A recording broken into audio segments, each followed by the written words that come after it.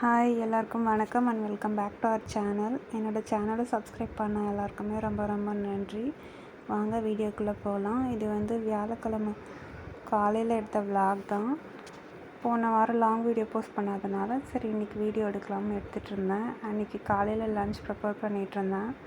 லன்ச்சுக்கு என்ன பிளான் பண்ணியிருந்தேன்னா சொரக்காய் போட்டு வேர்க்கடலை போட்டு குழம்பு, அப்புறம் கொத்தவரங்காய் பொரியல், ரைஸ், பாப்பாவுக்கு லன்ச் பாக்ஸ்க்கு கேரட் ரைஸ் தான் பிளான் பண்ணியிருந்தேன்.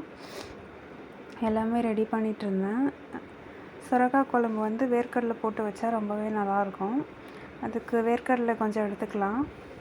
அது கடாயில் சேர்த்து நல்லா ட்ரை ரோஸ்ட் பண்ணி எடுத்துக்கலாம். சிம்மில் வச்சு ட்ரை ரோஸ்ட் பண்ணணும். அப்போ தான் மொறு மொறுன்னு நல்லாயிருக்கும். ட்ரை ரோஸ்ட் பண்ணி எடுத்துகிட்டு இந்த பக்கம் சாதத்துக்கு ஒலை காஞ்சதுனால கொதிச்சிட்டு இருந்துச்சு. அப்புறம் அரிசியும் போட்டாச்சு. இந்த பக்கம் கடாயில் எண்ணெய் சேர்த்துட்டு சூடானதும் கடுகு, கடலைப்பருப்பு, உளுத்தம்பருப்பு சேர்த்தாச்சு. சின்ன வெங்காயம், கருவேப்பிலை சேர்த்து கொஞ்சம் பூண்டு சேர்த்து நல்லா வதக்கி எடுத்துடலாம். நெக்ஸ்ட்டு ஒரு தக்காளி சேர்த்துக்கலாம். அதுவும் நல்லா மசிஞ்சதுக்கப்புறமா கட் பண்ணி வச்சுருக்க சொரக்காயும் சேர்த்துக்கலாம். சேர்த்துட்டு கொஞ்சம் மஞ்சள், மிளகாய்த்தூள், அப்புறமா கல்லுப்பு சேர்த்துக்கலாம் தேவையான அளவு. இது வேக வைக்கிறதுக்கு கொஞ்சமாக தண்ணியும் சேர்த்துக்கணும். நெக்ஸ்ட்டு வேர்க்கடலை அரைச்சி எடுத்துக்கலாம். இந்த பக்கம் சாதம் வெந்துடுச்சான்னு பார்த்துட்ருந்தேன். அதுவும் வெந்துடுச்சு. வடித்து எடுத்து ஓரமாக எடுத்து வச்சாச்சு. நெக்ஸ்ட்டு குழம்புக்கு காய் வெந்ததுனால புளி கொஞ்சமாக சேர்த்தாச்சு. இது கொஞ்சம் திக்னஸ் கொடுக்கனால தண்ணி கொஞ்சம் சேர்த்துட்டேன். நெக்ஸ்ட் வேர்க்கடலை அரைச்சி வச்சு சேர்த்துட்டு நல்லா திக்னஸ் வரும். தேவையான அளவுக்கு தண்ணி சேர்த்துக்கோங்க. உங்கள் பதத்துக்கு தகுந்த மாதிரி. குழம்பா வேணும்னா தண்ணி நிறைய சேர்த்துக்கோங்க, இல்லை கொஞ்சம் திக்காக வேணும்னா தண்ணி கொஞ்சம் கம்மியாக சேர்த்துக்கோங்க. நெக்ஸ்ட்டு கொத்தவரங்காய் கட் பண்ணி வச்சுருந்தேன் பொரியலுக்கு. அது குக்கரில் சேர்த்து வேக போட்டு வச்சாச்சு.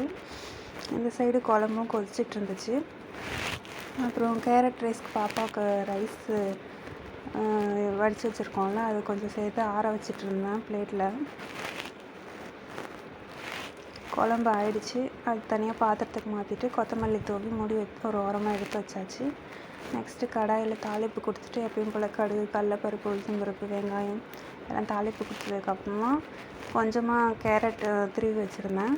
அதையும் சேர்த்துட்டு அது கூட காரத்துக்கு லைட்டாக மிளகாத்தூள், உப்பு மட்டும் சேர்த்துக்கணும். அவ்வளோதான். நல்லா ஃப்ரை பண்ணிடணும் சிம்மில் வச்சு. நல்லா வெந்ததுக்கப்புறமா ஆற வச்சுருக்க சாதத்தை போட்டு கொத்தமல்லி தூவி கலந்து எடுத்துகிட்டு அவ்வளோதான். கேரட் ரைஸ் கிட்ஸுக்கு கொடுத்து அனுப்பலாம். சூப்பராக இருக்கும். பாப்பாவுக்கு அன்றைக்கி அதான் பேக் பண்ணியிருந்தேன்.